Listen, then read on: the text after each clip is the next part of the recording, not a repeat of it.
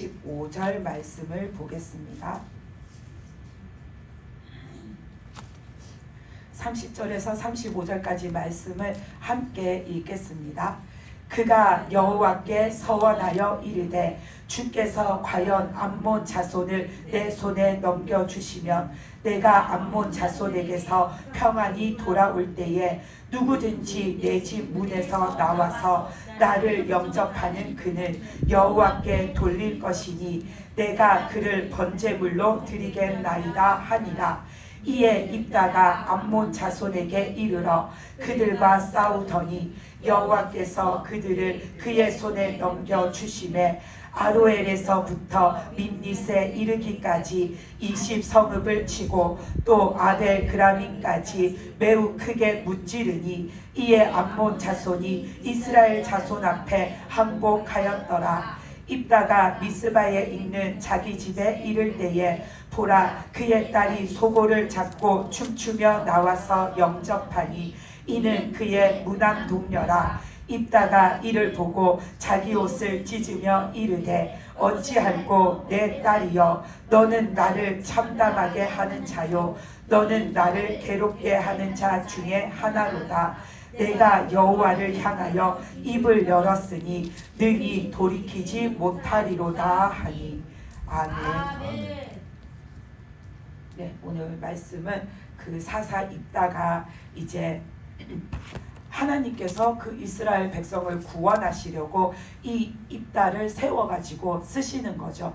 그래서 이스라엘 백성들이 이 사사 시대에 보면은 계속해서 하나님 앞에 범죄하는 것을 반복해서 행하잖아요. 그럴 때마다 하나님께서 그들에게 사사를 세워주시고 보내주셔서 그 사사를 통해서 하나님의 말씀과 뜻을 가르치고 그들이 하나님 앞에 돌아와야 한다는 거, 어떻게 살아야 하는지를 하나님이 계속해서 말씀해 주시잖아요. 그래서 이때에도 보면 이스라엘 백성들이 하나님을 버리고 우상을 숭배하고 하나님을 멀리하고 세상 것을 쫓아서 삶으로 하나님 앞에 범죄함으로 하나님이 그들을 내버려 두시고 심지어 이웃 나라를 통하여서 그들을 치심으로 그들이 뉘우치게 하시는 거죠. 그랬는데 그들이 그렇게 이웃 나라들의 공격을 받아서 사는 삶이 피폐해지고 그것이 너무나도 힘들어져서 그들이 하나님 앞에 너무나도 우리가 힘들다라는 것을 하나님 앞에 또 부르짖고 하나님 앞에 우리가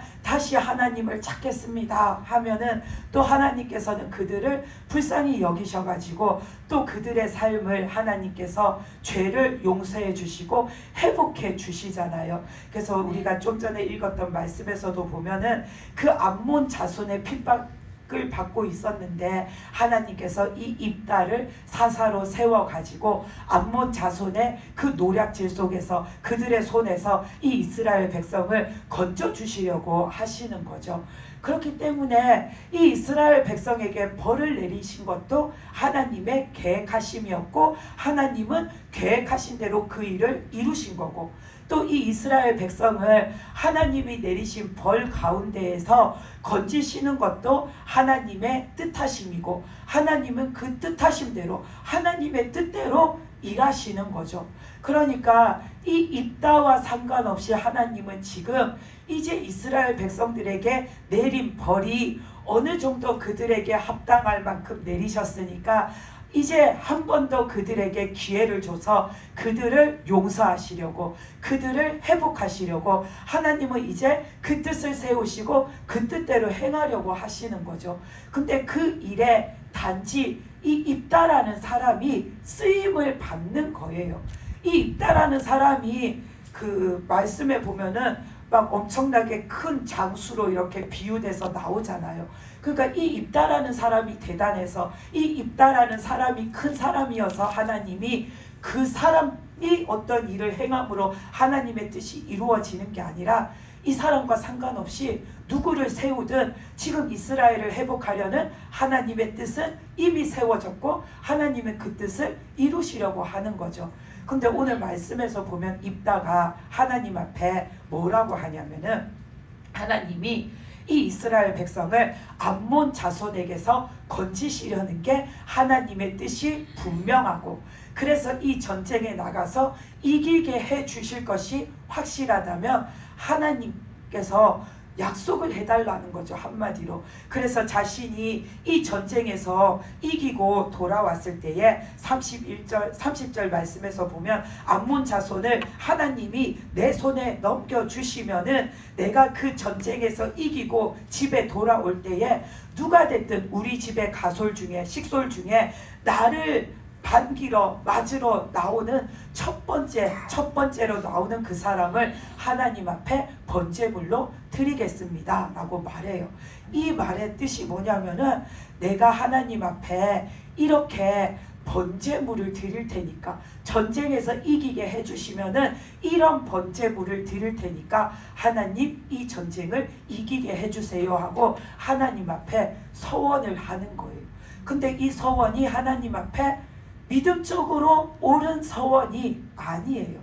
입다는 하나님 앞에 지금 쓰임받고 그 전쟁에 나가면서 굳이 하나님 앞에 이 전쟁에서 이기게 해주시면 제가 우리 집에서 나를 맞으러 나오는 제일 첫 번째 그 사람을 번제물로 드리겠습니다라는 기도를 할 필요가 없는 거예요. 여기에는 입다의 믿음 없는 것이 드러나는 거예요. 입다는 지금 그 큰 전쟁에 나가서 싸워야 하는데 진짜 여기에 나가서 내가 이길 수 있을까?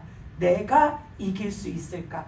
내가 지금 입다가 지금 지도자의 그 위치에 지금 서 있잖아요. 그러니까 내가 지금 장군으로서 이 전쟁에 그 군인들을 이끌고 나가는데 내가 나가서 이길 수 있을까? 근데 내가 나가서 싸워서 반드시 이겨야 하는데 왜 이겨야 해요? 일단은 첫째는 하나님이 자기를 부르셨으니까 사람들 앞에 내 그 체면, 면목이 있잖아요. 하나님이 불러서 사사로 세웠으면 당연히 그 일을 성공적으로 마쳐야 되죠. 그리고 또 입다가 이 전쟁에 나가서 승리를 하면은 그 이스라엘 사람들이 뭐라고 했냐면, 입다는 그전까지는 사람들 앞에 이렇게 존중도 받지 못하고 대우도 받지 못했던 사람이잖아요. 그랬는데 이 사람을 입다를 불러다가 너 이 전쟁에 네가 지도자의 자격을 가지고 나가라. 그래서 너 싸우고 이기고 돌아오면 너를 우리의 우두머리, 이 이스라엘의 지도자로 세우겠다라고 사람들이 약속했잖아요. 그러니까 입다는 지금 이 전쟁에서 이겨야 하는 거죠. 그러니까 내가 나가서 진짜 싸워서 이길 수 있을까? 근데 나는 진짜로 이기고 와야 하는데, 그러니까 하나의 방편으로 안전장치로 하나님 앞에 나를 이기게 해주시면 내가 이렇게 하겠습니다라고 입다가 서원을 한 거예요. 그래서 이거는 진짜 하나님의 뜻이 이루어지기를 간절히 바라는 그 기도하고는 맥락이 다른 거예요. 그러니까 나중에 자기가 집에 돌아왔을 때, 전쟁에서 이기고 돌아왔을 때 제일 먼저 나온 게 무남 동녀, 자기 외동 딸이었잖아요. 그러니까 입다가 뭐라고 했어요? 35절에서 너는 나를 참담하게 한대요. 누가 자기를 참담한 처지로 만들었어요? 내가 드린 잘못된 서원 때문이에요. 그거를 자기가 굳이 할 필요 없는 기도였어요. 왜? 하나님이 그를 뽑은 것도 하나님 뜻이고, 그를 갖다가 그 전쟁에 나가라 한 것도 하나님 뜻이고, 하나님은 이미 그 전쟁에 대한 모든 계획을 다 세우셨고 이루실 것을 하나님은 모든 것을 다 준비하셨기 때문에 입다는 감사함으로 내가 쓰임받음에 감사하고 하나님의 뜻하신 대로 이 민족을 또다시 용서해 주시고 구원해 주시는 은혜에 감사하고 하나님께서 행하여 주실 것을 믿음으로 믿고 기도하면서 나가면 되는데, 이 서원은 할 필요가 없는 거였어요. 근데 우리가 믿음 생활을 할 때에도 이런 모습을 보일 때가 있어요. 하나님 앞에 내가 뭔가를 간절히 구해요. 근데 내가 이거를 기도했을 때 내가 하나님 앞에 여태까지 믿음으로 뭘 한 게 없는데 하나님이 내 기도를 들어주실까? 내가 지금 하나님 앞에 잘하는 것이 없는데 과연 하나님이 이 내 소원을 들어주실까? 그리고 이런 기도를 했을 때 진짜 하나님이 역사해 주실까? 역사해 주셨으면 좋겠는데 내가 확신이 없을 때 우리는 꼭 이 입다처럼 이런 기도를 할 때가 있어요. 하나님 이번만 도와주시면 제가 이렇게 하겠습니다. 하나님 이번만 응답해 주시면 제가 하나님 앞에 이런 것을 바치겠습니다. 하나님 이번만 저한테 이렇게 베풀어 주시면 제가 평생 하나님 앞에 이런 것으로 갚겠습니다 하고서는 내가 그거를 감당하지도 못할 엄청 크고 거창한 한마디로 공약처럼 우리는 하나님 앞에 뭘 내걸어요. 그러면 하나님이 혹여라도 들어주시지 않을까. 근데 하나님은 내가 뭘 내건다고 해서 하나님이 우리의 그 기도를 들어주시는 하나님이 아니에요. 내가 하나님 앞에 뭘 구해야 할 거 있으면은 나는 하나님 앞에 솔직하게 내 믿음대로 내 믿음으로 기도하면 되는 거예요. 하나님 내가 지금 이렇습니다. 근데 나에게는 지금 이런 것이 필요하고 이런 일이 필요하고 하나님의 이런 도우심이 필요하고 하나님의 이런 역사하심이 필요합니다. 하나님 나를 도와주십시오. 그러면은 내가 이것을 믿음의 발판 삼아서 지금까지는 하나님 앞에 믿음으로 제대로 나를 드리고 못 살았지만 앞으로는 정말 믿음으로 하나님을 잘 따르면서 살도록 노력하겠습니다. 하나님 이번만 나를 돌보아 주시고 나를 받아 주십시오. 내가 이것을 계기로 하나님 앞에 다시 나가겠습니다. 우리는 내 믿음의 마음 이 속에 있는 내 그 생각을 하나님 앞에 그대로 아뢰면 되는 거예요. 마치 선거철에 막 지키지도 못할 공약을 남발하는 것처럼 하나님 앞에 하나님 이번만 도와주시면 내가 이런 것을 하겠습니다. 그 이런 것을 하겠습니다를 나중에 보면은 내가 감당이 안 돼서 하지도 못해요. 시작도 못하고 엄두도 못 내고 그것을 내가 감당하지도 못하는데 하나님 앞에 어쨌든 내가 무언가 큰 거, 대단한 거 이때까지 하나님 앞에 절대로 내가 하지 않았던 무언가를 한다고 해야지 하나님이 내 기도를 들어주시지 않을까 하고 우리도 하나님 앞에 잘못된 기도를 해요. 근데 오늘 말씀에 보면은 거기에서 보면은 입다가 뭐라고 하냐면 그 딸이 나왔잖아요. 근데 입다가 하나님 앞에서 내가 드린 그 기도를 나는 물릴 수가 없다라고 말해요. 비록 하나밖에 없는 내 자식, 하나밖에 없는 외독딸, 그 딸이 나와서 그 딸을 번제로 드려야 될 상황이 왔는데 내가 지금 하나님 앞에 내가 한 기도를 돌이킬 수가 없다라고 말해요. 왜? 하나님께 이미 해버렸기 때문에. 우리는 하나님 앞에 내가 드리는 기도, 약속, 서원 엄청나게 중요한 겁니다.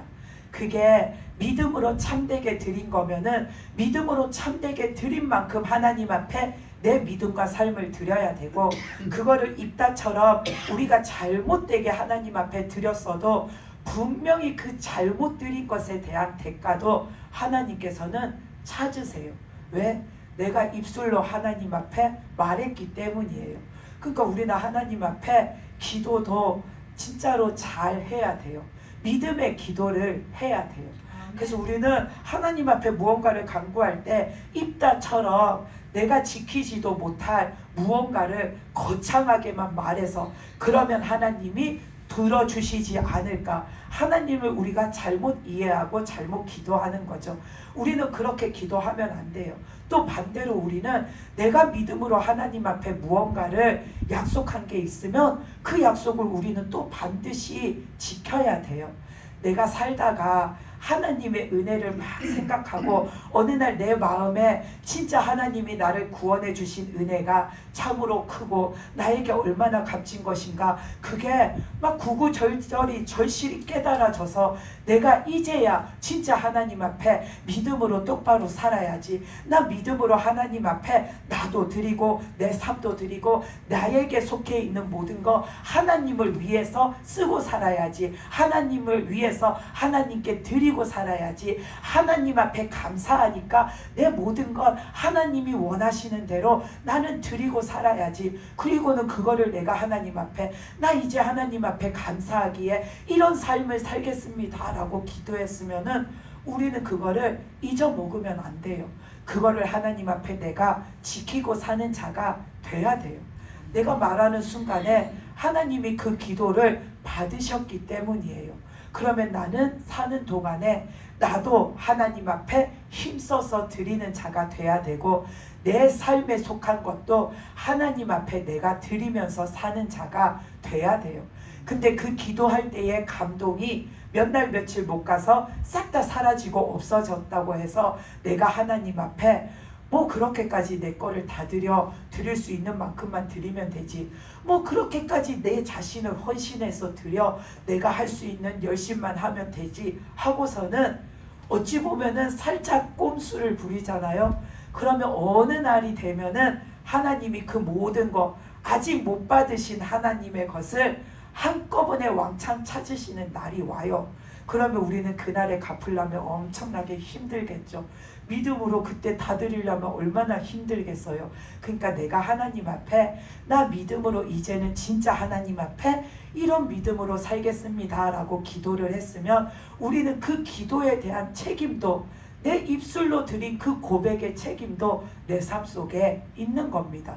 그래서 우리는 하나님 앞에 기도를 잘 분별해서 드려야 하고, 또 내가 믿음으로 하나님 앞에 드리고 싶어서 그 기도, 그 약속을 드렸으면은 그거를 우리는 하나님 앞에 이행해야 돼요. 근데 그거를 내가 잘 못할 것 같아서 안 하고, 내가 완벽하지 않아서 안 하면은 안 돼요.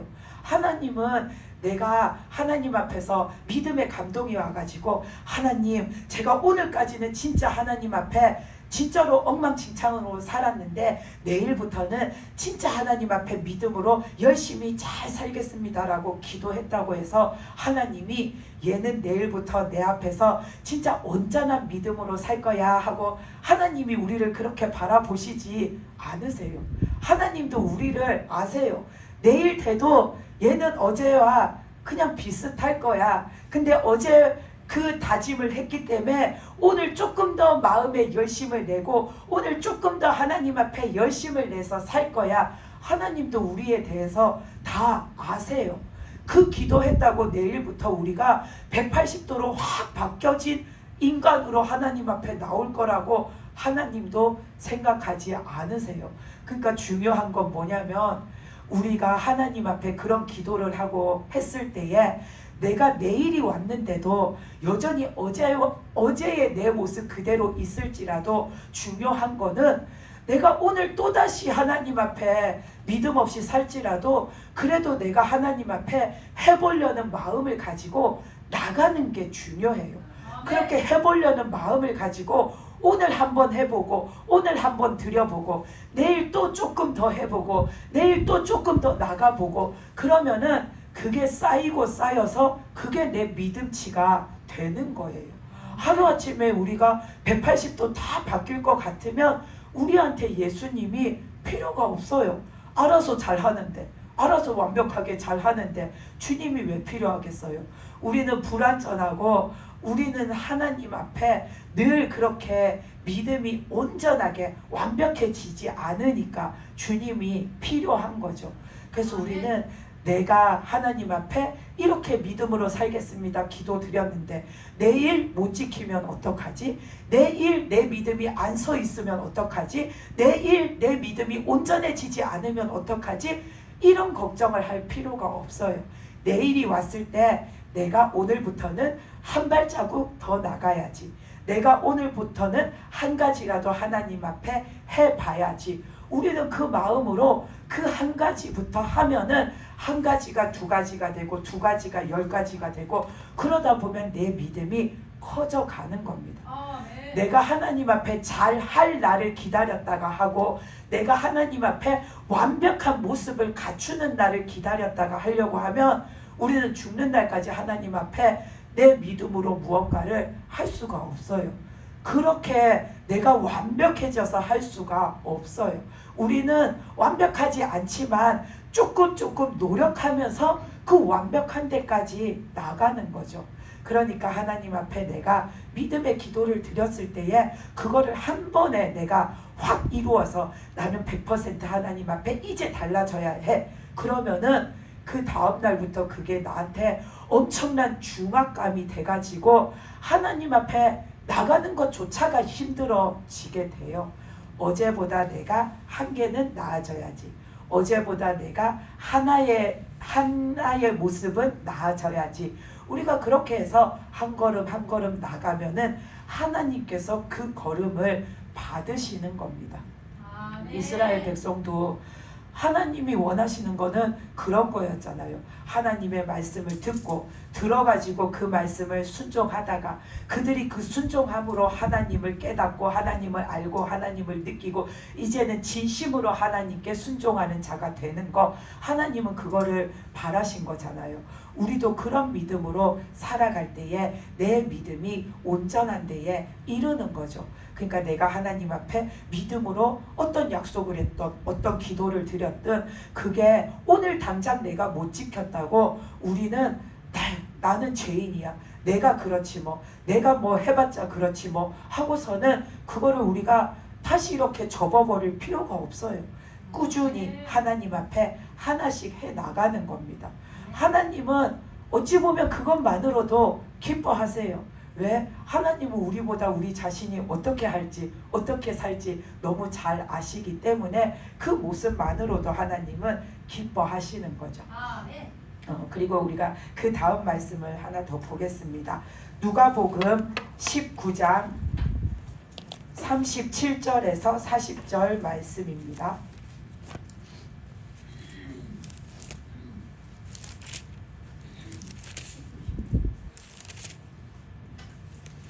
누가복음 19장 37절에서 40절 말씀입니다. 함께 읽겠습니다. 이미 감람산 내리막길에 가까이 오시매 제자의 온 무리가 자기들이 본 바 모든 능한 일로 인하여 기뻐하며 큰 소리로 하나님을 찬양하여 이르되 찬송하리로다. 주의 이름으로 오시는 왕이여 하늘에는 평화요 가장 높은 곳에는 영광이로다 하니, 무리 중 어떤 바리새인들이 말하되 선생이여 당신의 제자들을 책망하소서 하거늘 대답하여 이르시되 내가 너희에게 말하노니 만일 이 사람들이 침묵하면 돌들이 소리 지르리라 하시니라. 아멘.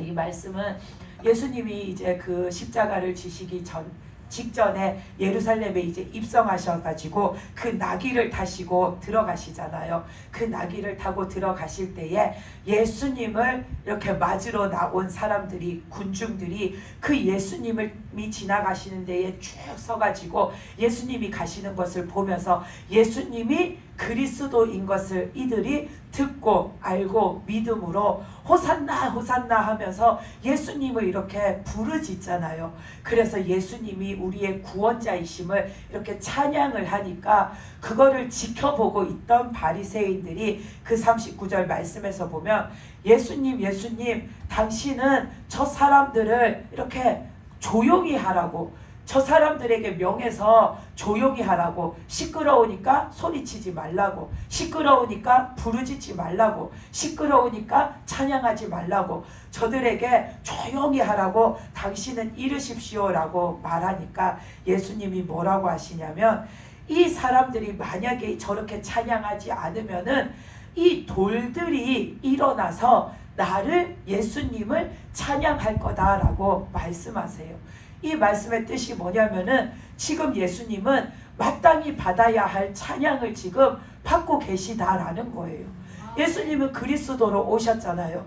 그 그리스도이신 예수님을 알기에 이 사람들이 지금 주님을 향해서 찬양하잖아요. 나의 구원자, 나의 그리스도 예수님, 나를 구원하여 주십시오. 우리를 구원하여 주십시오. 지금 사람들이 마땅히 찬양해야 될 예수님을 향해서 마땅히 그들이 소리내어 찬양할 것을 찬양하고 있는 거죠. 그리고 예수님은 이제 십자가를 지시고 그 십자가에 달려 돌아가셨다가 부활하심으로 온 인류의 죄를 감당하시고 담당하심으로 모든 사람, 믿는 모든 사람을 구원하실 일을 하시잖아요. 그러니까 예수님은 지금 찬양을 받아 마땅하신 지금 그 시간이고 그 위치에 계시고 그 주님이신 거죠. 그러니까 사람들이 구원자인 나를 향해서 찬양하지 않으면 이 돌들이라도 나를 향해서 찬양하는 것이 마땅하다라고 하는 거예요.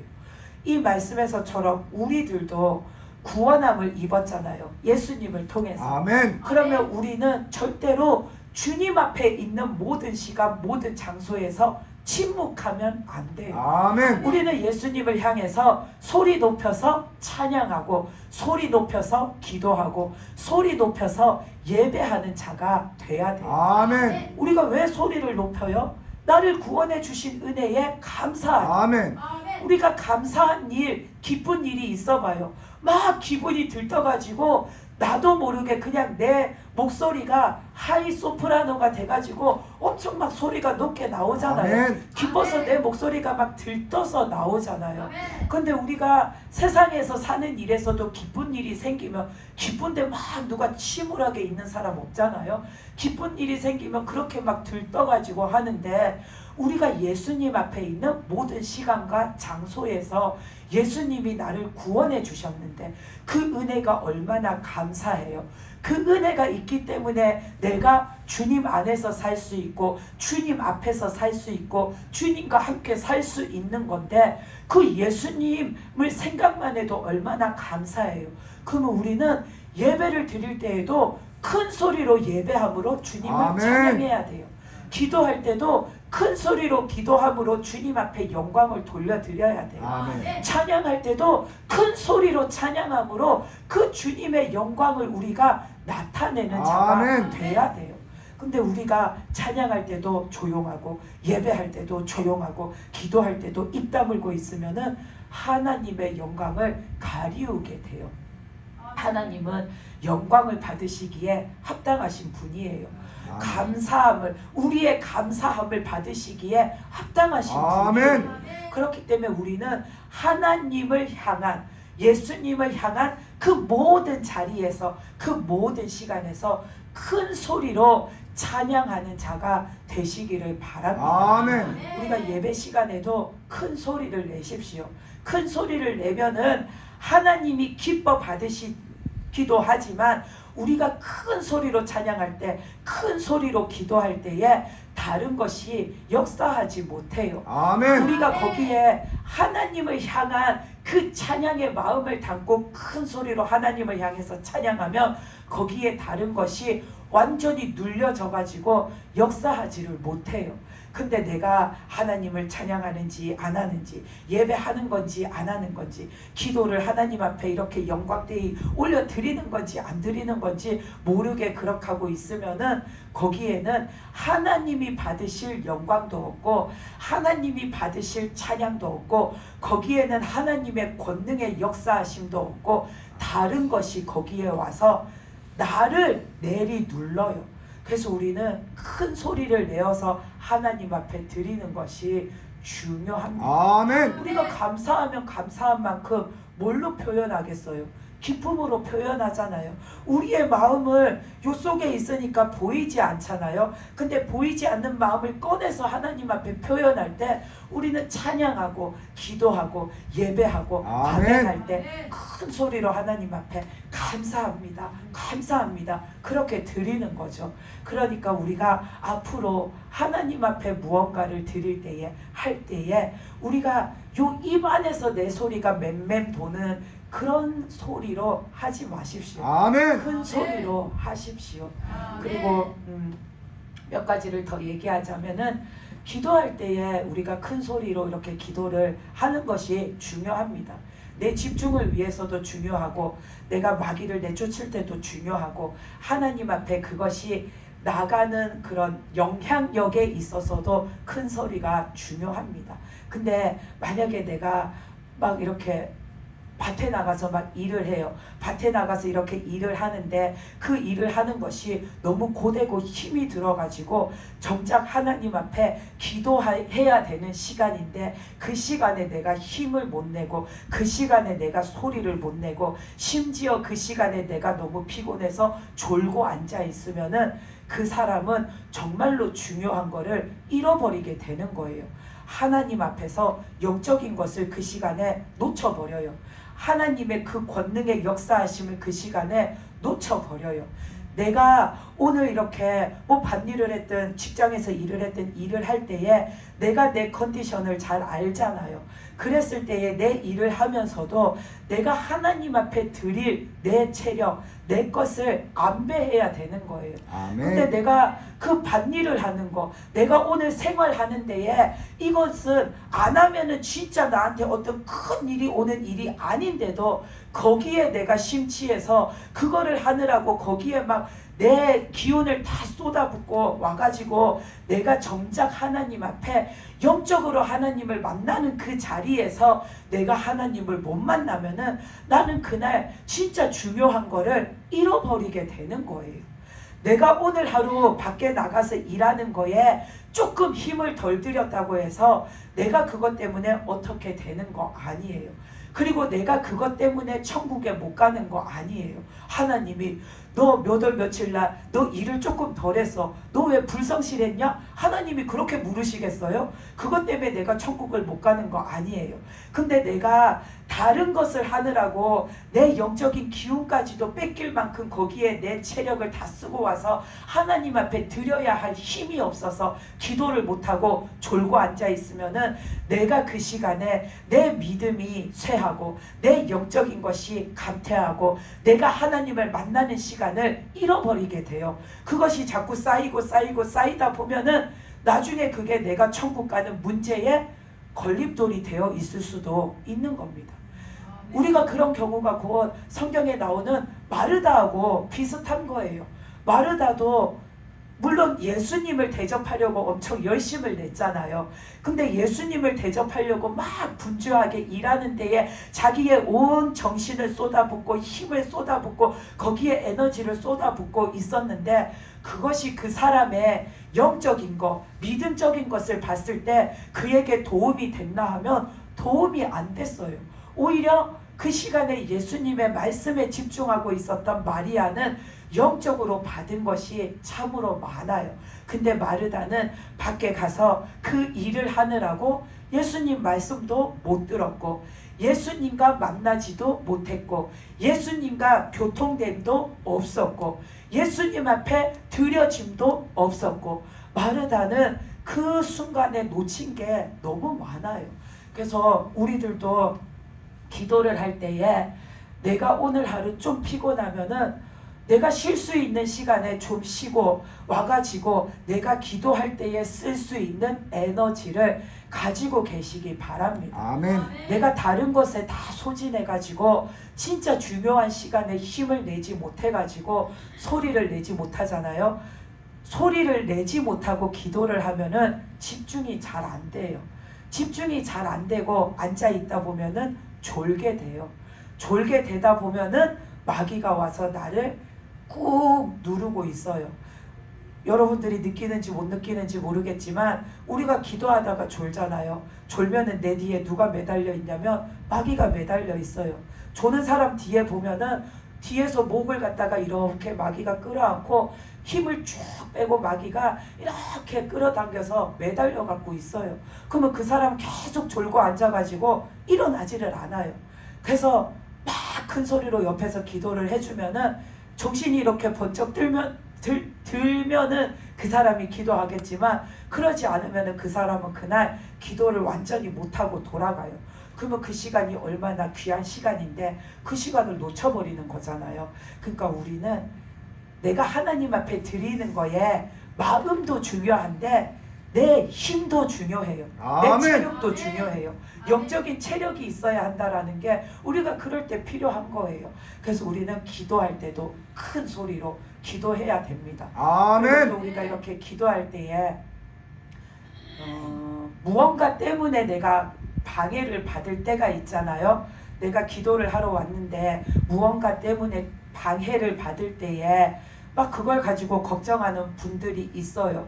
막 방해하는데 기도하러 와서 방해를 받는데 어떻게 기도하냐 그거를 이렇게 걱정하는 분들도 있던데 그거는 걱정할 것도 없고 그것 때문에 내가 기도를 하러 못 올 이유도 없어요. 기도하러 와가지고 내가 그거를 눌러 이기면 돼요. 아멘. 큰 소리로 찬양해서 눌러 이기면 되고 아멘. 큰 소리로 기도해서 눌러 이기면 돼요. 내가 그거를 안 하니까 내가 눌리는 거예요. 내가 이겨야 되는데 내가 못 이기고 있으니까 찬양도 그냥 이렇게 하는 둥 마는 둥 힘없이 하고 있고 기도도 내가 지금 조는 건지 어떤 건지 모르는 상태로 하고 있으니까 내가 그거를 정작 그거를 싸워 이겨서 눌러야지 내가 이기는 건데 내가 거기에 눌려 있게 되는 거거든요. 그래서 우리는 그런 것 때문에 내가 그 자리를 피할 것이 아니라 그럴수록 우리는 다 같이 모여가지고 더 세게 기도해야 돼요. 아멘. 더 세게 찬양하고 더 아멘. 세게 기도해서 우리 기도하는 거를 방해하는 거를 우리가 눌러서 이기면 돼요. 찬양할 때 마귀가 떠나가요. 우리가 큰 소리로 기도할 때 마귀가 떠나가요. 아멘. 그러니까 우리가 기도하는 자리에 나왔을 때 무언가가 방해한다 싶으면은 막 어디로 가려고 하지 마세요. 나가 있다가 기도 시간 되면은 들어오려고 하지 마세요. 미리 와가지고 찬양은 예배하기 몇십 분부터 틀어져 있잖아요. 그러면 큰 소리로 찬양하면서 기도하세요. 이곳에 영적인 공기가 바뀌도록, 이곳을 하나님께서 다스리시도록, 아멘. 이곳을 예수님의 보혈로 덮어주시도록, 이곳을 하나님의 빛으로 채워주시도록, 이곳을 하나님의 권능으로 다 이렇게 붙들고 계시도록 그렇게 미리 기도하세요.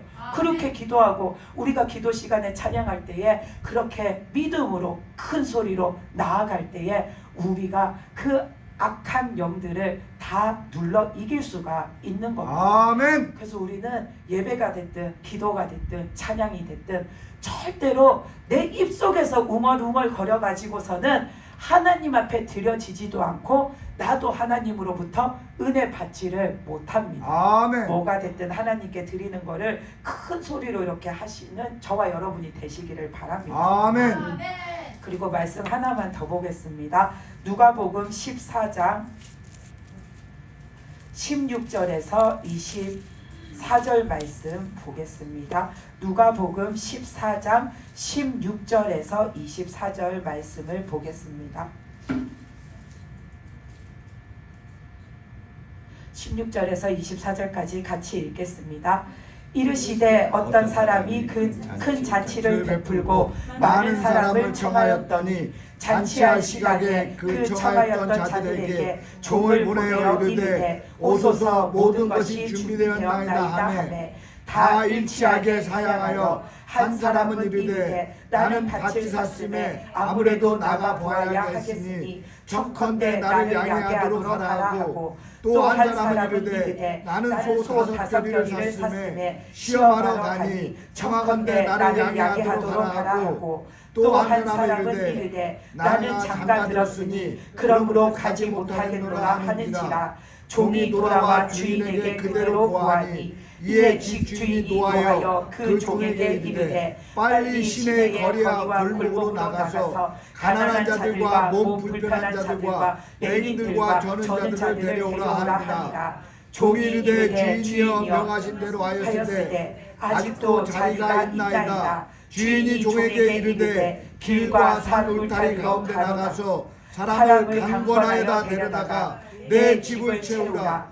내가 너에게 말하노니 전에 정하였던 그 사람들은 하나도 내 잔치를 맛보지 못하리라 하였다 하시니라. 아멘. 이 말씀에 보면은 이렇게 하나님께서 너희가 나에게 나와라. 나와서 구원도 받고 너희가 믿음도 얻고 내가 주는 그 구원과 믿음으로 살다가 너희가 천국에 이르는 자가 되라 하고 하나님이 부르시는데 이 사람들이 여기에 나오는 사람들은 기존에 하나님을 믿었던 사람들이잖아요. 그리고 지금 믿고 있는 사람들인데 하나님은 그들에게 지금까지 너희의 믿음의 모습이 하나님 앞에 올바르지 않으니 너희가 이제 새 마음으로 나와라. 나와서 다시 하나님 앞에 구원을 받고 참된 믿음을 얻고 천국 갈 자로 살다가 내가 부르는 그날에 너희는 천국에 와라. 이 말씀의 뜻이 우리에게 주어질 때에 그 뜻인 거잖아요. 근데 여기에 나오는 사람들이 하나같이 내가 지금은 못 갑니다 라고 말하는 거예요. 이 사람들은 다 기존의 하나님을 믿고 있는 자들인데 하나님이 이제 진짜 믿음으로 참된 믿음으로 너 이제는 살아야지 하고서는 부르시니까 내가 지금은 하나님 앞에 못 나갑니다. 그러면서 못 나가는 이유가 밭을 사서 못 나가고 소를 사서 못 나가고 내가 결혼을 해서 못 나가고 다 이렇게 각자의 이유가 있잖아요. 근데 우리가 이렇게 교회 안에서도 믿음 생활을 하면서도 막 열심을 내지 못하고 하나님 앞에 내가 참되게 믿음을 들여서 살지 못하는 사람들을 보면은 그렇게 하지 못하는 이유 핑계거리를 이렇게 대잖아요. 어떤 사람들은 보면은 내가 진짜 교회에 막 이렇게 열심히 섬기고도 싶고 내가 교회에 전적으로 이렇게 막 봉사도 하고 싶고 내가 교회 일에 앞장도 서고 싶은데 내가 지금 내 형편이 여의치가 않아서 내가 지금은 못해. 나중에 내가 형편이 되면은 그런 거를 할 계획이야 하잖아요. 그럴 때에 뭐 때문에 지금은 안 됩니까? 하고 물어보면은 그 중에 사람들이 제일 많이 하는 얘기가 내가 지금은 우리 집이 이래서 돈을 벌어야 하는데 그 돈을 내가 그래도 어느 정도 벌 때까지는 내가 다른 거를 생각할 겨를이 없어. 이런 말을 사람들이 참 많이 해요. 그래서 나는 지금 당장 돈을 안 벌면은 안 되기 때문에 그 돈을 얼마만큼 이 정도 내가 벌어놔야지 그래도 우리 집이 안정권에 들어. 그러면은 내가 그때는 진짜 하나님 앞에 믿음 생활을 잘 할 거야. 그렇게 말하면서 하나님 앞에 참된 믿음을 드리기를 그것을 이유로 삼아서 이렇게 머뭇거리고 자꾸만 뒤로 빠지는 사람들이 있어요. 근데 그 사람들이 살아가는 거를 보면은 내가 이만큼의 돈을 그래도 벌어놔야 한다라고 해서 이만큼을 벌고 나면 내가 하나님 앞에 잘할 거라고 한 그 사람들이 사는 모습을 보면 이만큼의 돈이 모이는가 보면은 그게 안 모여요. 그 사람들이 그런 믿음을 가지고 그렇게 하나님 앞에 살면은 돈이 내 목표치가 있잖아요. 여기까지 벌면 내가 하나님 앞에 잘하고 살 거야 했는데 여기까지가 절대로 안 모여요. 모이는가 싶다가 보면은 집에 어떤 일이 생겨서 돈이 왕창 깨지는 일이 생기고 또 모이는가 싶으면은 뭔가 알 수 없게 돈이 자꾸만 어딘가로 빠져나가가지고 도통 우리 집에 필요한 돈이 모이지를 않는 거예요. 그러다가 나중에는 그 돈을 버는 일조차도 점점 줄어들게 돼요. 그런 분들이 사는 거 보면은 대체적으로 그래요. 돈이 내 목표치까지 달성되지를 않아요. 열심히 진짜 막 열심히 애를 쓰고 나가는데도 자꾸만 돈 들어갈 일이 생기고 진짜 목돈이 깨어질 일이 생기고 돈이 어딘가로 새어나가가지고 자꾸 모이지가 않고 심지어는 내가 일할 자리도 점점 줄어들어서 내 형편이 더 어려워지면 어려워졌지 내가 더 좋아져가지고 여유 넘쳐가지고 하나님 앞에 마음껏 드리는 그 날이 그 사람의 삶에 쉽사리 오지를 않아요. 왜 그렇겠어요? 그 사람의 마음이 하나님 앞에 있지 않기 때문이에요. 그 사람의 마음이 하나님을 바라보지 않기 때문이에요. 그 사람이 전적으로 하나님을 의지하지 않기 때문이에요. 그러니까 하나님도 그 사람에게 역사하지 않으시기 때문이에요. 하나님의 역사가 없으면 우리에게 아무것도 없어요. 아멘. 그러니까 그 사람은 자기는 이만큼 벌면은 하나님 앞에 그때부터는 하나님 앞에 하나님 믿는 삶을 살겠다 했지만 이만큼이 결코 안 모이는 거예요. 그 사람이 진짜 하나님 앞에 현명하게 사는 방법은 하나님 앞에 믿음으로 내 삶을 맡겨드리는 거예요. 아멘. 내가 하나님 앞에 진짜 하나님을 잘 믿고 믿음 생활을 잘 하면서 하나님 앞에 하나님 내 생활에 내 삶에 이런 문제가 있습니다. 이거 하나님께 맡겨드리니 하나님 도와주세요. 하나님 은혜 베풀어 주세요. 하나님 이것을 채워주세요. 하나님 내가 하는 그 일 하나님 앞에 믿음 생활하는 데에 방해받지 않고 우리 집에 생활하는 데에 넉넉할 수 있도록 하나님 나를 돌보아 주십시오 하고 아니고 하나님 앞에 믿음을 들여서 하나님 앞에 믿음으로 내 삶을 맡겨드려서 사는 게 오히려 그 사람의 삶이 하나님으로부터 복을 받고 은혜를 받는 길이 되는 아멘. 거죠. 근데 사람들은 그것을 믿지 못하고 그것을 내가 의지하지 못하니까 자꾸만 내가 할 수 있는 최선을 다하려고 하는 거예요. 여기까지 하면은 내가 안정권이야. 그때부터는 내가 하나님을 바라볼 수 있어. 근데 사람이 내 의로 완벽해질 수가 없어요. 아멘. 내 공로로 온전해질 수가 없어요. 아멘. 내 노력이 최상이 될 수가 없어요. 아멘. 하나님이 주시는 것이 가장 귀하고 가장 좋은 거고 가장 나한테 맞는 겁니다. 아멘. 그러니까 우리는 채워지면은 하나님께 나가는 게 아니라 하나님 앞에 나감으로 하나님이 채워주시는 아멘, 삶을 아멘. 살아야 하는 겁니다. 그래서 저도 여러분도 믿음 생활을 하다가 그런 실수를 범하지 않는 자가 되시기 바랍니다. 아멘. 그리고 또 이렇게 믿음 생활을 하는데 잘 못하는 사람들 보면은 뭐 가족 중에 누가 내가 믿는 거를 방해해서 내가 믿는 거를 싫어해서 남편이 내가 교회 나가는 거 싫어해서 부인이 내가 교회 나가는 거 싫어해서 누가 뭐라고 해서 그래서 이렇게 믿음 생활을 잘 못하는 사람들 있잖아요. 그랬을 때에 그 사람들이 내가 우리 남편의 내 부인의 마음을 좀 돌려놓으면은 그때부터는 내가 진짜로 믿음 생활에 올인해서 하나님 앞에 올인해서 잘 할 거야 하고 말하는데 그 사람들의 그 가족들의 마음이 그렇게 해가지고 돌려지지가 않아요. 왜냐하면 이 사람이 이미 아까 전에 우리가 찬양과 기도할 때도 내가 하나님 앞에 초점 맞춰서 내가 세게 나가야지 그걸 누른다고 한 것처럼 이 사람의 지금 마음이 약하잖아요. 믿음이 약하잖아요. 하나님을 바라보는 게 아니라 내 믿음을 못마땅해 하는 내 남편, 내 아내의 눈치를 지금 보고 있는 거잖아요. 그러니까는 이 사람이 거기에 매여가지고 내 남편이 마음이 좋아져서 내가 믿는 거를 방해 안 하면 내가 그때부터 잘 믿어야지.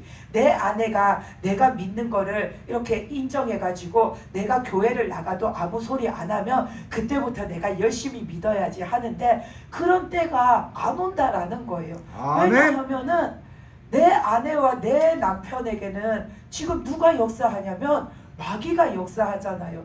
왜? 그들은 믿지 않는 자들이니까, 불신앙적인 자들이니까 그들의 삶 속에는 마귀가 역사해요. 그 마귀가 그 사람들을 통해서 뭐 어떤 일을 하겠어요? 믿는 사람을 쓰러뜨리는 일밖에 더 하겠어요? 그러니까 이 사람이 잘 믿지 못하게, 이 사람이 교회에 잘 나가지 못하게 자꾸만 마귀가 방해하는 거예요. 그래서 부인이 남편이 잘하는 것 같다가 그래서 이 사람이 이렇게 교회 일에 조금 소홀하고 집안 일에 자기에게 잘해주는 것 같으면은 아 당신 교회에 이제 나가도 돼 하는 것이 아니라 자꾸만 육신적인 자기 쪽으로 더 끌고 가는 거예요. 그러면 나는 맨날 이 사람한테 져가지고 거기에 끌려가니까 언제 이 사람을 이기고 언제 마귀를 이기고 하나님 앞에 나오겠어요.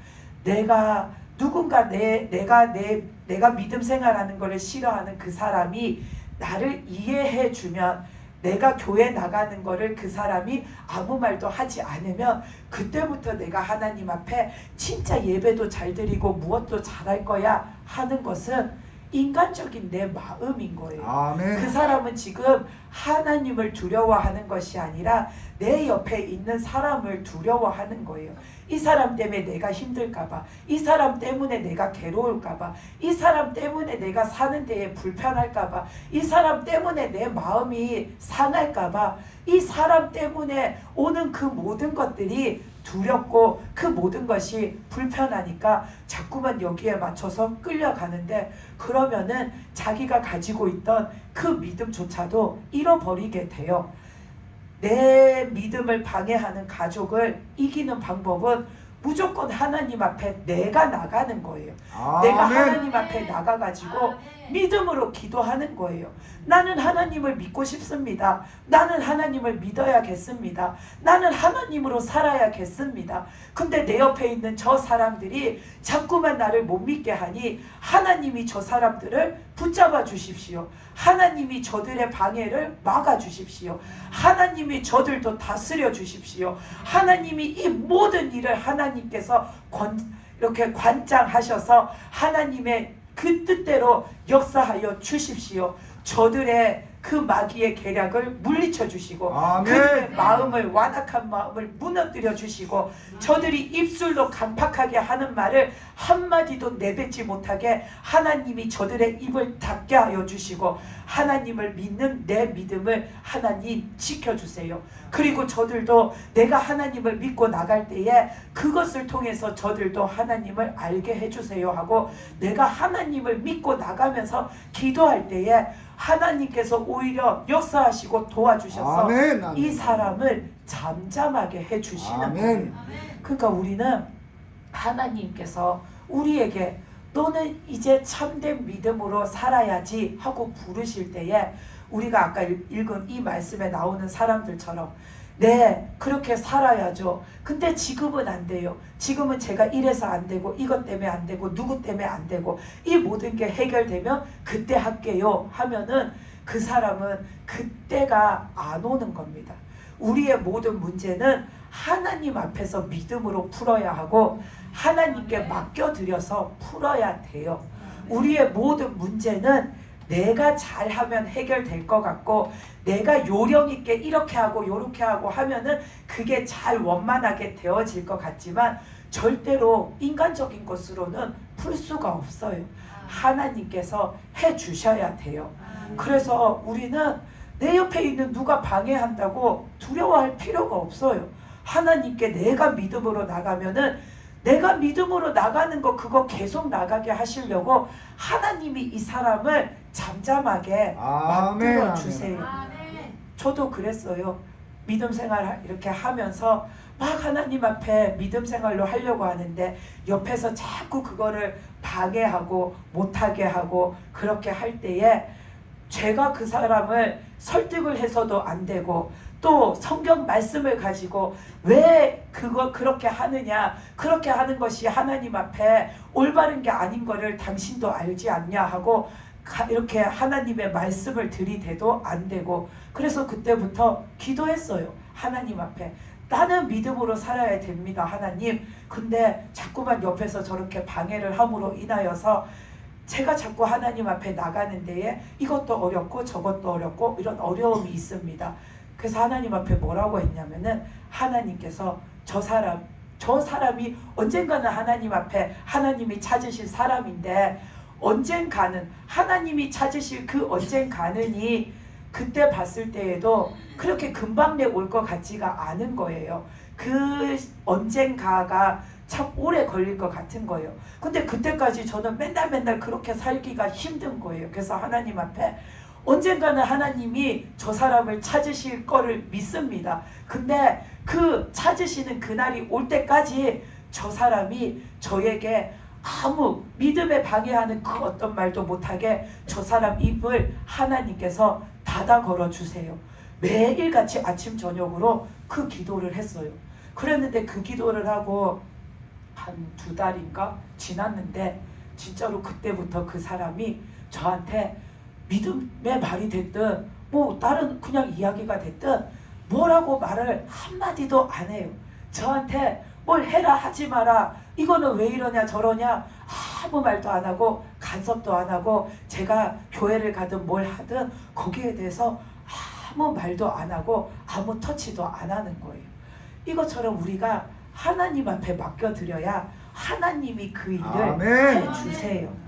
우리가 내 남편 때문에 내 아내 때문에 누구 때문에 나는 하나님을 온전히 믿기가 힘들어요. 근데 그러면서도 그거를 극복하지 않고 계속 거기에 딸려가는 거는 그 사람이 하나님 앞에 맡겨드릴 믿음이 없기 때문이에요.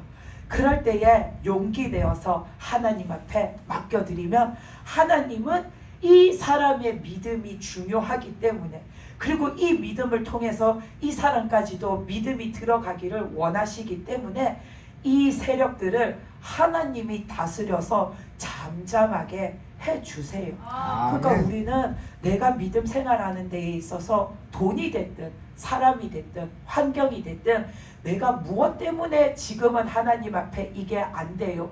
내가 무엇 때문에 지금은 하나님 앞에 열심히 할 수가 없어요. 우리는 이런 말을 할 필요가 없는 겁니다. 아멘. 내가 그냥 하나님 앞에 믿음으로 사는 거, 믿음으로 드리는 거 시작하면 그때부터 하나님은 나를 지키시는 일을 하세요. 아멘. 시작해 주세요.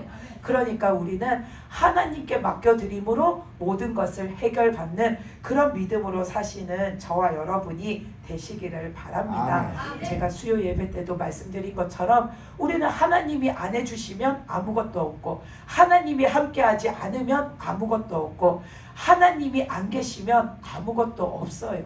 나에게 하나님이 안 계시면 나한테 아무것도 없어요.